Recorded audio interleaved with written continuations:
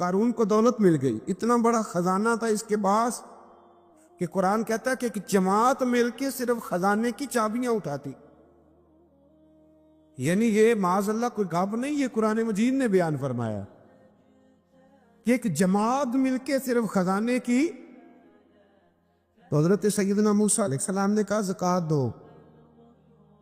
زکوٰۃ کے معاملے میں لوگ ہیل و حجت سے کام لیتے، غریب ہو جاتے. اس کو کہا زکوٰۃ دو تو کہنے لگا آپ کی تو میرے مال پہ نظر ہے. اب نے فرمایا تو بڑا بیوقوف ہے، مال تجھے اللہ نے دیا ہے نا، تو اللہ کے رستے میں دے. یہ کام ذرا مشکل ہے کہ اس کو بار بار کہا کہ اس نے نہ بجائے اس کے کہ وہ مال دیتا، اس نے حضرت موسیٰ پہ الزام لگا دیا، ایک عورت کو تیار کر کے لایا. یہ الزاموں والا کیس سنتے آ رہے ہیں آپ کہاں تک؟ حضرت یوسف پہ بھی لگا، جناب مریم پہ بھی لگا، حضرت سیدنا موسیٰ کلیم پہ بھی لگا، اور حضرت عیسیٰ پہ بھی. سارے ہوئے نا الزامات. آپ کیا بات کرتے ہیں؟ الزام لگانا، بہتان ترازی کرنا، اور ہمارے یہاں اچھی بات دل سے پھیلتی ہے، بری خبر وہ جلدی پھیل جاتی. ایک عورت کو تیار کر کے لایا معاذ اللہ تعالیٰ حضرت موسیٰ پر الزام لگانے کے لیے، اور جب وہ بی بی آپ کے سامنے لا کے کھڑی کی تو حضرت موسیٰ نے جلال فرمایا تجھے قسم ہے اللہ کی عزت کی، سچ سچ بتا معاملہ کیا ہے. تو وہ خاتون کانپنے لگی، کہنے لگی میں موسیٰ کلیم کے سامنے کیسے کھڑی ہو سکتی؟ مجھے تو اس نے پیسے دے کے تیار کیا، مجھے اس نے مجھے پیسے دے کے تیار کیا، اور بڑی اس نے مجھے تکلیف دی ہے. یہ جب کہا تو حضرت موسیٰ علیہ السلام رونے لگے کہ تو سارا کچھ کرتا پر میری سفید چادر پہ داغ تو نہ لگانے کی کوشش کر.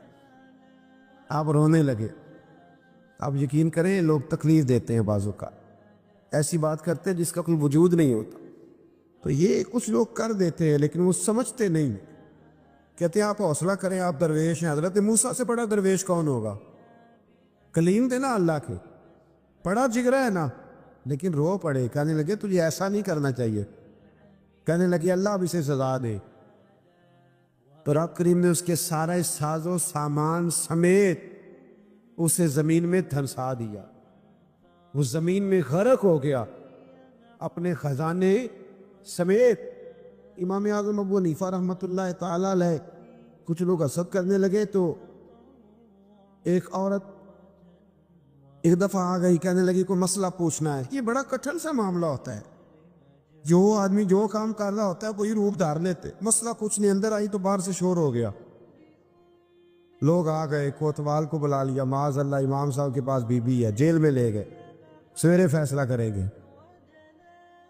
رات کو ساری رات امام اعظم نے نماز پڑھی، ساری رات، اور کہنے لگے اے اللہ اب تو میں بوڑھا ہو گیا، اس حال میں اب ان سوالوں کا جواب دوں گا. وہ عورت بھی ساتھ بند تھی. اس عمر میں ان سوالوں کے جواب یار بڑا مشکل ہوتا ہے. اللہ اکبر. اس عمر میں امام صاحب رو رہے تھے تو اس عورت کا دل نرم ہو گیا. امام صاحب سے کہنے لگی مجھے غلطی ہو گئی، میں نے پیسے کسی سے پکڑ لیے تھے. حضور آپ تو اللہ کے نیک بندے. امام صاحب کہنے لگے اب ایک نیکی کر، کوتوال سے کہہ کہ مجھے کوئی تکلیف ہے تو میں دوا کھا کے واپس آ جاؤں گا.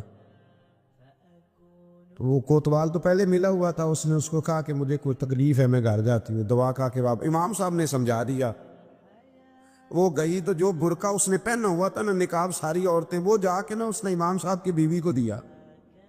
امام صاحب نے اس کو سمجھا کے بھیجا تھا.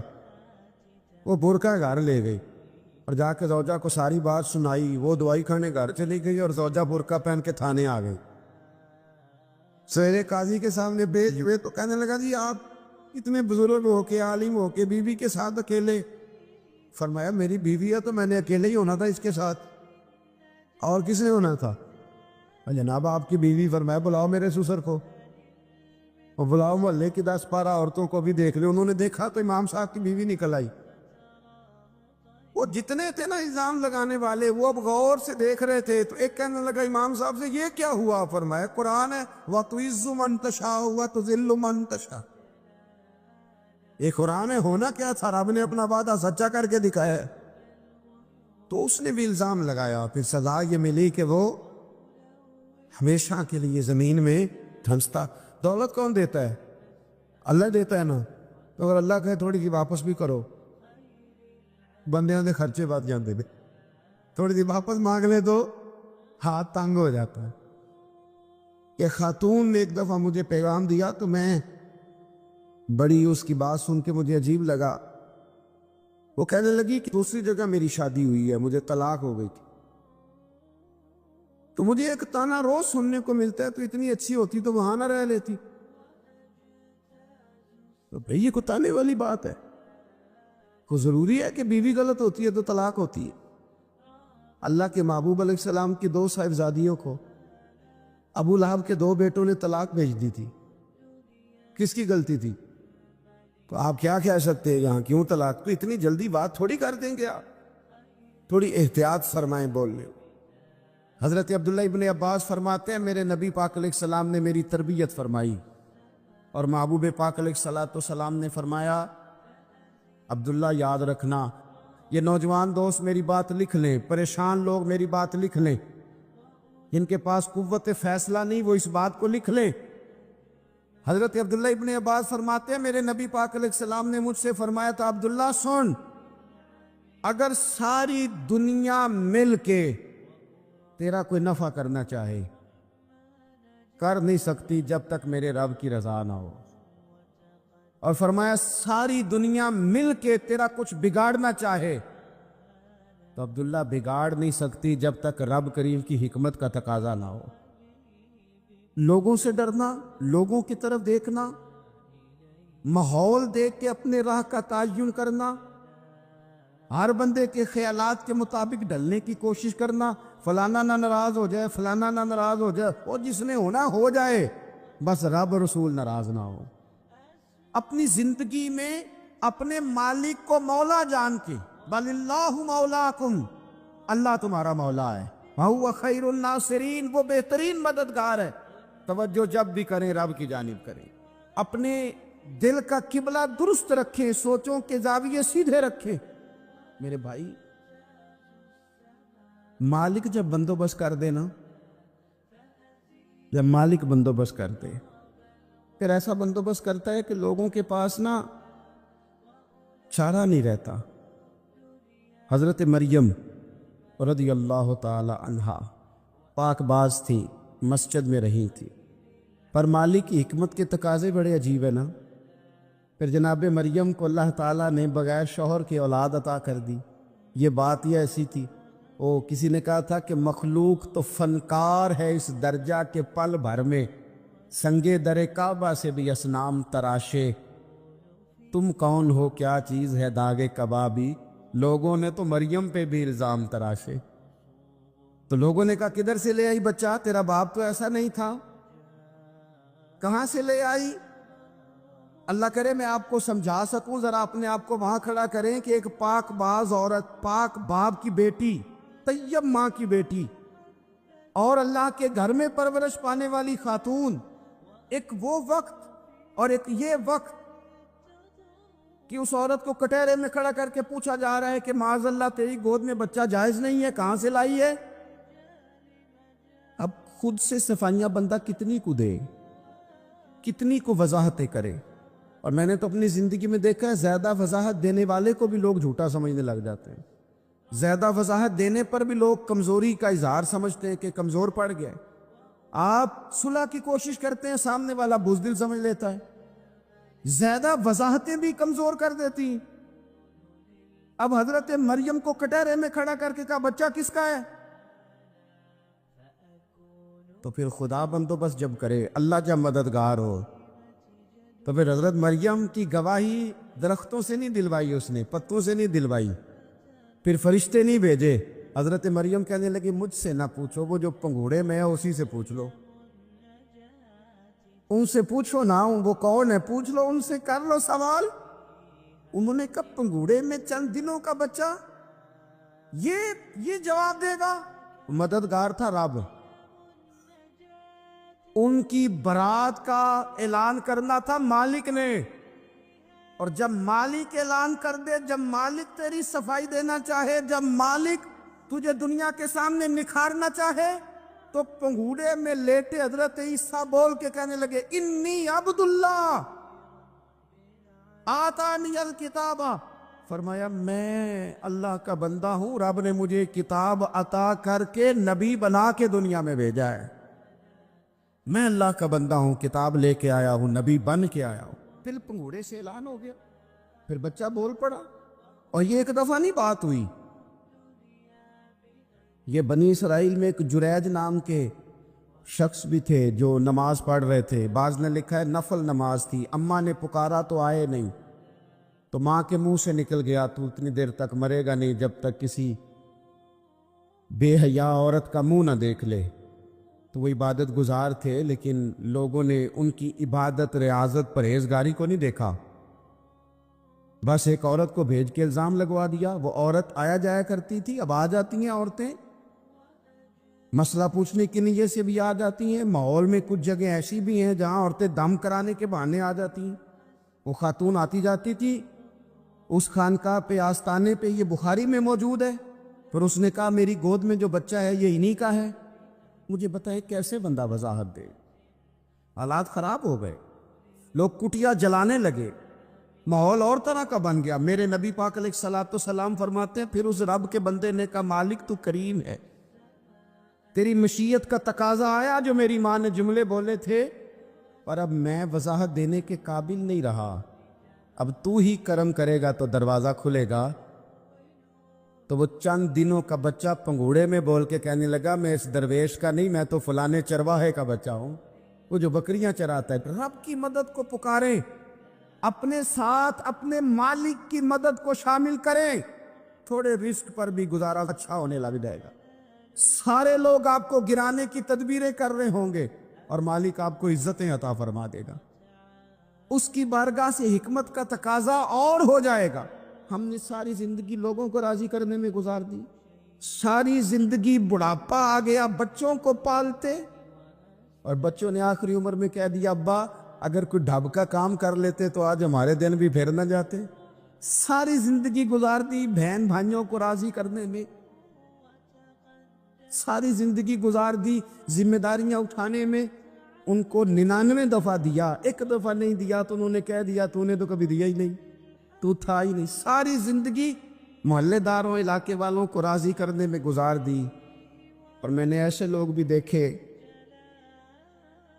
دین کے لیے وقت گزارا، لیکن جب بڑھاپے میں دانت کام نہ کرتے تھے تو وقت کے مفتیوں کو بھی مسجدوں کی کمیٹیوں نے کہہ دیا اب آپ کی سمجھ نہیں آتی، ہم نے خطیب کو یور رکھنا ہے، نہ دیکھو دنیا کی طرف، دنیا رلا دیتی ہے، نہ راضی کرو بندوں کو، بندے تھکا دیتے، نہ پیچھے بھاگو ہر وقت دنیا داروں کے، یہ انسان کو کمزور کر دیتے ہیں۔ وہ تو کریم ہی بڑا ہے، 2 آنسو زمین پر بعد میں گرتے ہیں، بندے کے گناہ سارے پہلے معاف فرما دیتا ہے۔ اللہ کی مدد کا حصول، اپنے مالک کی مدد کی طرف بڑھنا، آپ کو بدر کی جنگ بھی یہی درس دے گی، آپ کو احد کا میدان بھی یہی سبق دے گا، فتح مکہ بھی یہی سبق دے گا۔ میرے دوستو، جب رب مدد فرمائے، جب اللہ مددگار بنے، دوستوں سے ایک بات اکثر کرتا ہوں، میں کہتا ہوں کہ جتنے درد سے آپ امیر کو اپنی کہانی سناتے ہیں نا، اور جس طرح آپ کے آنسو بات کرنے سے پہلے گر جاتے ہیں کہ غریب ہیں، بچیاں ہیں، کاروبار نہیں، او میرے سنگیو، اس سے آدھے آنسو اپنے رب کی بارگاہ میں بکھیرو، اس کے حضور عرض گزار ہو جاؤ، اس سے طلب کرو۔ ایک وقت انسان پر زندگی میں ایسا آتا ہے کہ اسے یوں محسوس ہوتا ہے کہ میرا سایہ بھی ذرا سا پیچھے ہٹ گیا ہے، اسے یوں لگتا ہے کہ میں کسی سہارے پہ ہاتھ ڈالتا ہوں تو وہ بھاگ جاتا ہے مجھ سے، لیکن مالک کی بارگاہ ایسی عظیم بارگاہ ہے، رب رسول کے آستانے اتنے بڑے ہیں کہ آپ جب وہاں کشکول طلب دراز کرتے ہیں تو جھولی پھیلانے میں دیر لگتی ہے، ان کو بھرنے میں تو کوئی دیر نہیں لگتی۔ ہم نے اپنا سوچ کا قبلہ ہی دنیا کو بنا لیا ہے۔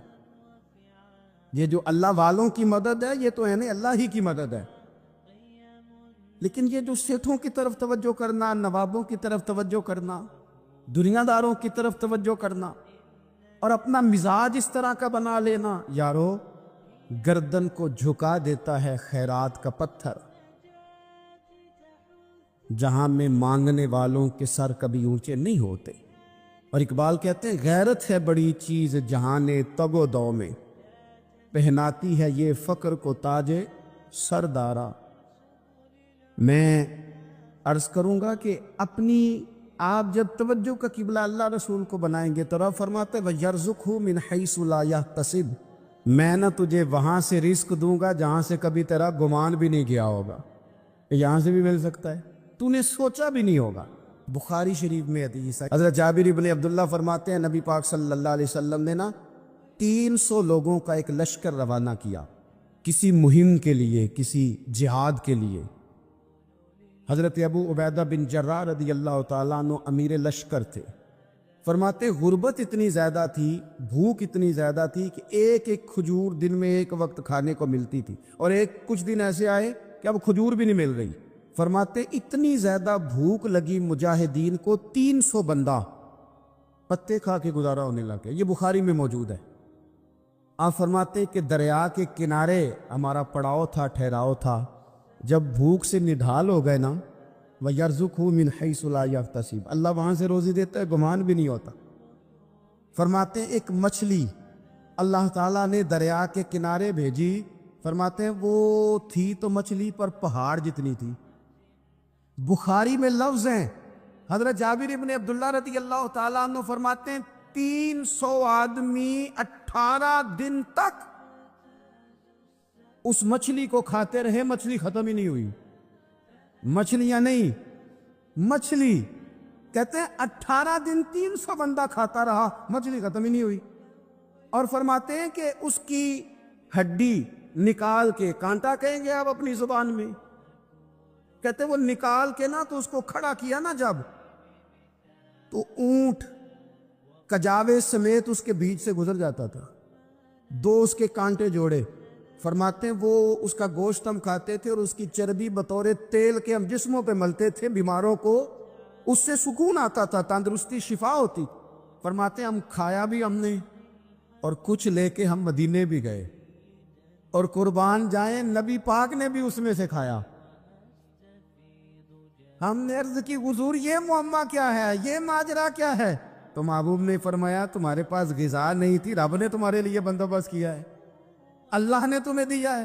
مکان شروع کر لیا ایک صاحب نے، وہ مکان بنانے لگے، آپ وہ حساب لگا رہے ہیں، کہتے ہیں میرے پاس اتنے پیسے ہیں، اتنے میں نے فلانے دوست سے کہنا ہے اس نے دے دینے، اتنے فلانے رشتہ دار سے کہنا ہے اس نے دے دینے، اتنے فلانے سے کہنا ہے اس نے دے دینے۔ یہ ساری کاپی بنا کے مکان شروع کر لیا۔ جو روز کہتا تھا کوئی حکم ہو جاتے 10 سب سے پہلے اس کو کہا میاں پیسے چاہیے دین، وہ کہندا ہو کل ہی منڈا ٹوریا ہے، کہدے تو پرسوں 10 تے لب جانے سن۔ میں آپ کو اپنے تجربے کی بات بتا رہا ہوں۔ یہ لوگوں کا خیال ہوتا ہے کہ آپ سٹارٹ کریں فلانا کام، ہم آپ کے ساتھ ہیں، اللہ کا ہی کوئی نظام ہے، وہ بالکل بھی نہیں ساتھ ہوتے۔ لیکن ایسا نہیں ہے کہ کوئی ساتھ نہیں ہوتا، اللہ تعالیٰ بڑے اسباب پیدا کرتا ہے، وہاں سے دیتا ہے جہاں سے گمان بھی ہمارا یہ ذہن بن جاتا ہے، ہم ساری اپنے حساب سے چلتے ہیں، اتنے رشتہ داروں سے، اتنے کون آپ کے ساتھ چلے گا، سوال ہی نہیں پیدا ہوتا۔ یہ سارے کام چھوڑ کے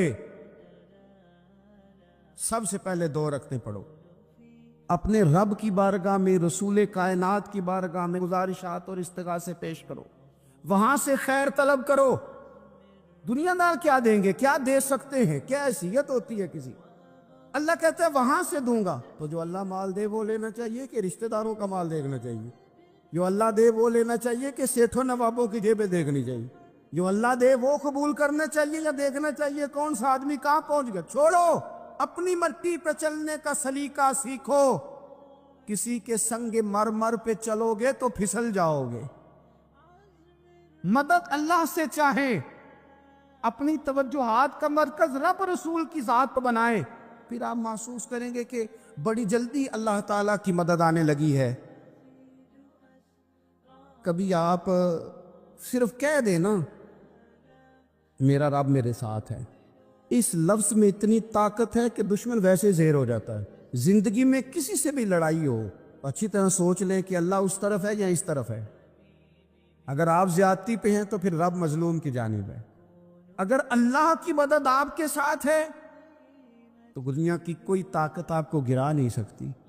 اور اگر آپ مظلوم کے مقابلے میں ظالم بن کے آپ کھڑے ہو گئے ہیں اور آپ نے رویہ وہ اختیار کیا ہے کہ جس میں مدد نہیں آئے گی, تو پھر یاد رکھ لیں کہ آپ کوئی بھی ہیں, کہاں بھی ہیں, آپ کمزور ہیں. طاقتور تھے ابتدائے اسلام میں, ظاہری طاقت تھی کفار مکہ کے پاس, وہ ڈنڈوں سے مارتے تھے غریبوں کو, ان کے ہاتھوں میں ڈنڈے تھے, پر خدائی طاقت ان مظلوموں کے ساتھ تھی. صاحب زرقانی نے لکھا ہے, حضرت زنیرہ رضی اللہ تعالیٰ عنہ ایک لونڈی ہیں, غریب ہیں, ماڑے دا کی کام محمد نس جانا یا رونا, غریب سادی بی بی اور لونڈی کنیزہ, ایک مشرک کی کنیزہ تھی, انہوں نے کلمہ پڑھ لیا, وہ ڈنڈوں سے مارتا, دروں سے مارتا, تکلیف دیتا. حضرت زنیرہ رضی اللہ تعالیٰ عنہ کو اتنا مارا, اتنا مارا. اب آپ ایک اور پہلو پر بھی غور کریں, مار بھی پڑ رہی ہے پر خدا ادھر ہی ہے, اللہ کی مدد ادھر ہی ہے. رب کہتا ہے کہ پہلے تو صبر کرنا, ان اللہ مع الصابرین, تو صبر کرے گا تو پھر رب کی معیت ملے گی. ذرا ٹھہرنا, تو تھوڑا ڈٹنا. ان الذین قالوا ربنا اللہ ثم استقاموا تتنزل علیہم الملائکہ, تو کہے اللہ میرا رب ہے, پھر تو پہلے ڈٹ, پہلے تو نے ڈٹنا ہے. ثم استقاموا, جو ڈٹ گیا, تتنزل علیہم الملائکہ, ڈٹنے والے کے لیے مدد آتی. پہلے تھوڑا ٹھہرنا پڑتا ہے, پہلے تھوڑا صبر کرنا پڑتا ہے, حوصلہ کرنا پڑتا, اس کے بعد مدد آتی. مار پڑ رہی ہے, مارا جا رہا ہے. حضرت زنیرہ کو ان کا مالک جو ہے ظاہری آقا وہ مار رہا ہے, یہ کنیزہ ہے, اتنا مارا, اتنا مارا, ان کی بینائی چلی گئی, نظر آنا بند ہو گیا. ابو جہل آیا اور کہنے لگا زنیرہ دیکھا نا ہمارے بت تیری آنکھیں لے گئے, معاذ اللہ, لات و منات ہمارے بتوں نے تجھے اندھا کر دیا. اب ایسا نہیں ہے کہ بی بی روتی جا رہی ہے, روتی جا رہی ہے, مایوسی مایوسی, معاذ اللہ, پریشانی, غریبی بڑی ہے, پوچھنے والا کوئی نہیں, یہ باتیں نہیں. کیا جملے ہیں خاتون کے, کیا لفظ ہیں. ابو جال نے تنزیہ کہا, معاذ اللہ, کہنے لگا دیکھا نا ہمارے بتوں نے تجھے اندھا کر دیا. تو جناب زنیرہ آنکھوں کی بینائی گئی ہے, رات کو گئی ہے, دکھ ابھی تازہ ہے, لیکن اللہ پہ جو توکل ہے, اپنے مالک سے جو رشتہ ہے,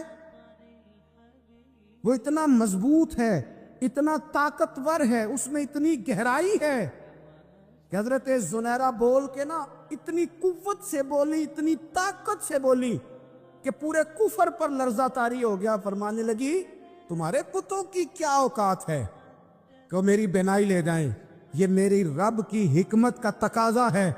جب تک اس نے چاہا زنیرہ دیکھتی رہی, اور جب اس نے چاہا زنیرہ کی آنکھوں کی بینائی چلی گئی, اور اگر وہ چاہے گا نا تو بینائی واپس بھی کر دے گا.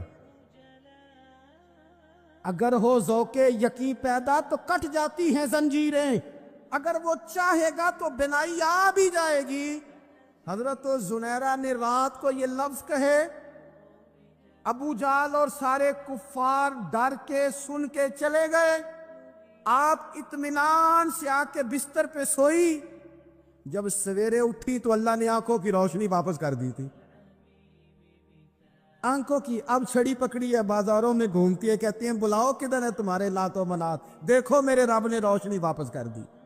آ کر میرے ساتھ ادھر آ, ستم کر ہنر آزمائے, تو تیر آزما ہم جگر آزمائے. بیمار لوگوں یاد رکھو, کہہ دیا ڈاکٹر نے کہ تو بڑا بیمار ہے, تو بڑا کمزور ہے, یہ ہو گیا وہ ہو گیا, تو ڈاکٹر اپنے علم کے مطابق بات کر رہا ہے. ہوگا تو وہ جو میرا رب چاہے گا. کمزور ہو جانا, پریشان ہو جانا, تکلیف میں آ جانا, پتہ نہیں بات ہو گئی ہے تو جانے کیا ہو جائے گا. اپنی زندگی کے اندر اپنے رب سے رشتہ مضبوط کرے, رسول کائنات سے رشتہ مضبوط کرے, اللہ والوں سے رشتہ مضبوط کرے. حضرت زنیرہ نے پیغام دیا کہ زندگی میں جو جینا چاہتے ہیں تو وہ رب کا نام لے کے جی سکتے ہیں. جو اپنی زندگی میں خوشیاں دیکھنا چاہتے ہیں تو رسول اللہ کے نام پر خوشیاں دیکھی جا سکتی ہیں. توکل کی بنیاد پر بندہ خوشیاں لے سکتا ہے. اور اگر انسان میں توکل نہیں ہے تو پھر وہ اس کالے جادو سے بھی ڈر رہا ہے, وہ نیلے سے بھی ڈر رہا ہے, وہ پیلے سے بھی ڈر رہا ہے, وہ فلانے سے بھی ڈر رہا ہے, وہ میرے خلاف فلانا رشتہ دار سازش کر رہا ہے تو ڈر رہا ہے, فلانا میرے بارے میں یہ کر رہا ہے تو ڈر رہا ہے, وہ پتہ نہیں دنیا ادھر ہو جائے گی تو کیا ہو جائے گا. اٹھ باندھ کمر کیوں ڈرتا ہے, پھر دیکھ خدا کیا کرتا ہے.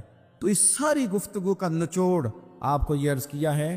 سب سے پہلے تو یہ کہ میدانوں میں مدد بھی اللہ کی, رزق میں مدد بھی اللہ کی, فصلیں خشک ہوں تو مدد پھر بھی اللہ کرے تو پھر ساری مدد, اور اگر انسان بیمار ہو تو پھر بھی مدد اللہ کی. تو اپنے اللہ کی جانب توجہ کو بڑھائیں, آپ اللہ سے مدد کے سوالی بنیں. ترمذی کی ایک حدیث ہے, میں آپ کو زندگی کا تجربہ بتاتا ہوں کہ جب میں بڑا پریشان ہوتا ہوں تو یہ والی روایت کھول لیتا ہوں, مزہ دیتی ہے. میرے نبی پاک علیہ السلام نے فرمایا اپنے دکھ سیٹھوں نوابوں کو نہ کہنا, مالداروں کا نہ کہنا, ورنہ اللہ تمہیں کبھی غنی نہیں کرے گا. فرمایا اپنے دکھ اپنے رب کی بارگاہ میں عرض کرنا, جلدی کرے یا دیر سے کرے اللہ تمہیں لوگوں سے بے نیاز کر دے گا, اللہ تمہیں غنی کر دے گا. رات کو بیٹھو نہ اس کی بارگاہ میں. امام غزالی سے کسی نے پوچھا تھا, امام غزالی سے, کہ حضور اللہ کا بندے سے راضی ہونا کمال ہے یا بندے کا اللہ سے راضی ہونا کمال ہے؟ تو امام غزالی مسکرائے, فرمانے لگے رب تو بڑا ہی مہربان ہے, وہ تو بڑی جلدی راضی ہو جاتا ہے. وہ تو مسجد میں آ کے توبہ کرے تو اللہ راضی, کسی یتیم کے سر پہ ہاتھ پھیرو تو اللہ راضی, وہ تو کسی اندھے کو رستہ دکھایا تو اللہ راضی ہو گیا, وہ تو طوائف نے کتے کو پانی پلایا تو اللہ. امام صاحب فرمانے لگے یہ بندہ ہے جو اللہ سے راضی نہیں ہوتا. جس کے پاس اولاد نہیں وہ کہتا ہے چلو ایک بیٹی مل جائے تو میں راضی ہوں, بیٹی مل گئی تو کہتا اب ایک بیٹا بھی ملے تو پھر راضی ہوں, پھر کہتا ہے یہ دونوں اچھی تعلیم حاصل کر لے تو پھر میں راضی ہوں, پھر کہتا ہے یہ بہت زیادہ پیسے کمائے تو پھر میں راضی ہوں. بہرحال راضی ہوتا, لیکن جو راضی ہو جاتا ہے نا, اللہ اکبر, جو اللہ سے راضی سکھ ہی بڑا رہتا ہے, سکون میں بڑا رہتا ہے, مطمئن بڑا رہتا ہے. جو سمجھ لیتا ہے نا کہ جو میرے رب نے بہتر سمجھا وہ میرے اللہ نے مجھے. میں کبھی کبھی سوچتا ہوں کہ یار حضرت بلال حبشی نے کوئی عہدہ نہیں مانگا ساری زندگی, انہوں نے نہیں کہا مجھے بھی ایک صوبے کا گورنر بناؤ میری بھی خدمات ہے, مجھے بھی وزیر خزانہ بناؤ میرا بھی کچھ بنتا ہے. ایک دفعہ نہیں کہا سیدنا بلال حبشی رضی اللہ تعالیٰ عنہ نے کہ میری بھی کوئی ڈیوٹی ایسی ہونی چاہیے کہ مجھے چلو سپہ سالار ہی بنا دیا جائے. ساری زندگی مسجد میں جھاڑو دیا تو اسی پہ راضی رہے, ساری زندگی محبوب کے مہمانوں کا لنگر پکایا تو اسی پہ راضی رہے, ساری زندگی میرے محبوب علیہ السلام کے بچوں کی نوکری کی تو اسی پہ راضی رہے, راضی بالرضا رہے. حضرت سیدنا موسیٰ علیہ السلام نے عرض کی کوہ طور پہ جا کے, مولا میری قوم پوچھتی ہے کہ کوئی ایسا کام بتا جو ہم کریں تو ہم سے راضی ہو جائے. حضرت موسیٰ کی قوم کا خیال تھا کہ تہجد کا حکم آئے گا تو پڑھیں گے, صدقات کا حکم آئے گا تو دیں گے, جہاد کی بات ہوگی تو کریں گے. کچھ جو نیک لوگ تھے ان میں سے انہوں نے یہ پیغام دیا کہ مالک ہمیں بتائے کہ وہ کس کام پہ راضی ہوتا ہے, ہم وہ کام کریں تاکہ اللہ ہم سے راضی ہو جائے. حضرت موسیٰ کلیم کہتے میں نے عرض کی مولا میری قوم پوچھتی ہے کہ کون سا ایسا کام کریں کہ تو راضی ہو جائے. تو رب کریم نے ارشاد فرمایا موسیٰ کہتے میرا خیال تھا کوئی لسٹ ملے گی, لیکن مالک نے ایک جملہ کہا, ایک جملہ, اور تفسیروں کے دریاب آ دیے.